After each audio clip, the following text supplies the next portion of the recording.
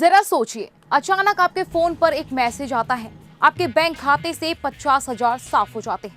आप घबरा जाते हैं क्योंकि आपकी गलती थी। आपने अनजाने में अपना ओटीपी या पासवर्ड किसी जालसाज को बता दिया था। अब आप सोचते हैं कि पैसा तो गया क्योंकि गलती तो मेरी थी। लेकिन ठहरिए, अब ऐसा नहीं होगा। नमस्कार, उज्जवल भूमि में आपका स्वागत है। मैं हूं आपके साथ श्रुति जांगड़े।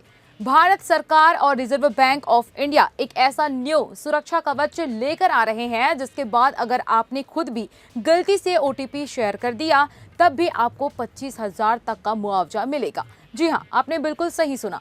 आज के इस वीडियो में हम आपको बताएंगे कि आरबीआई का यह नया नियम क्या है, यह कब से लागू हो रहा है और इसका फायदा आपको कैसे मिलेगा।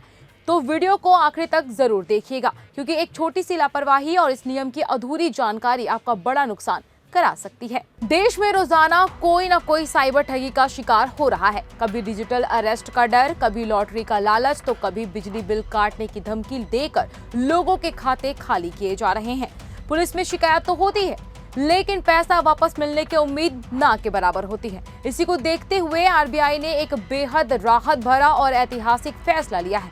नए नियमों के मुताबिक 85% तक की भरपाई अगर कोई व्यक्ति पहली बार डिजिटल धोखाधड़ी का शिकार होता है तो उसे उसके नुकसान का 85% या अधिकतम 25,000 मुआवजे के रूप में दिया जाएगा।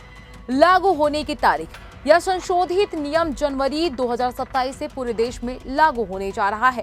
यानी बैंकों को अब अपनी सुरक्षा प्रणाली और मजबूत करनी होगी। इतना ही नहीं, इस नए सुरक्षा कवच में 2 और बड़े ऐलान किए गए हैं जो आपको राहत देंगे।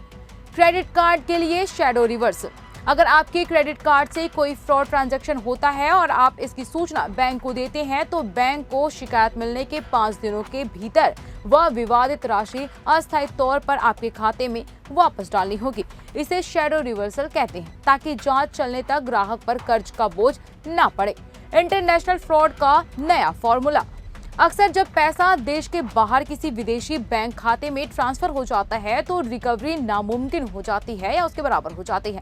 पहले इसके लिए साझा दायित्व का नियम था जिसे अब हटा दिया गया है। अब ऐसे मामलों में 65% मुआवजे का बोझ खुद आरबीआई उठाएगा, जबकि 20% तक का बोझ पैसा भेजने वाले बैंक को उठाना होगा। यानी ग्राहक को लवारिस नहीं छोड़ा जाएगा।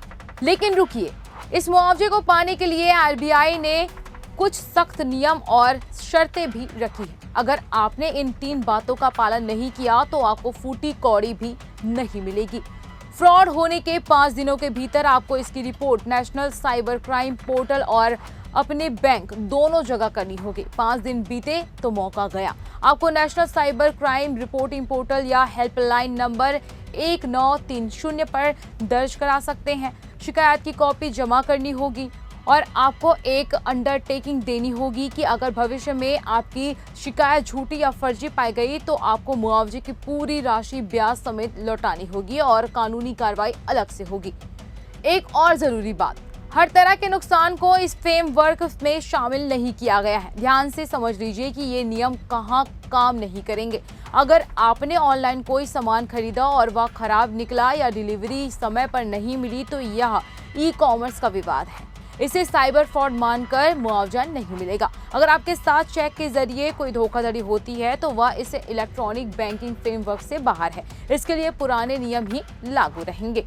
साइबर अपराधी आज नए तरीके अपना रहे हैं। कभी डराकर तो कभी बहलाकर वो लोगों की गाढ़ी कमाई लूट रहे हैं। ऐसे में आरबीआई का यह कदम वाकई एक बड़ा सुरक्षा कवच है जो आम जनता को बड़ी राहत देगा। लेकिन याद रखिए, सजगता ही सबसे बड़ा बचाव है। अपना ओटीपी, पिन या पासवर्ड कभी किसी के साथ शेयर न करें और अगर खुद से गलती हो जाए तो तुरंत 1930 पर कॉल करें। आपको आरबीआई का यह नियम कैसा लगा? क्या इससे ऑनलाइन फ्रॉड पर लगाम लगेगी? हमें कमेंट बॉक्स में जरूर बताएं। इस वीडियो को अपने परिवार और दोस्तों के साथ जरूर शेयर करें क्योंकि आपकी एक शेयरिंग किसी को बड़े आर्थिक नुकसान से बचा सकती है। चैनल पर नए हैं तो सब्सक्राइब करना ना भूलें। सुरक्षित रहें, सतर्क रहें। जय हिंद।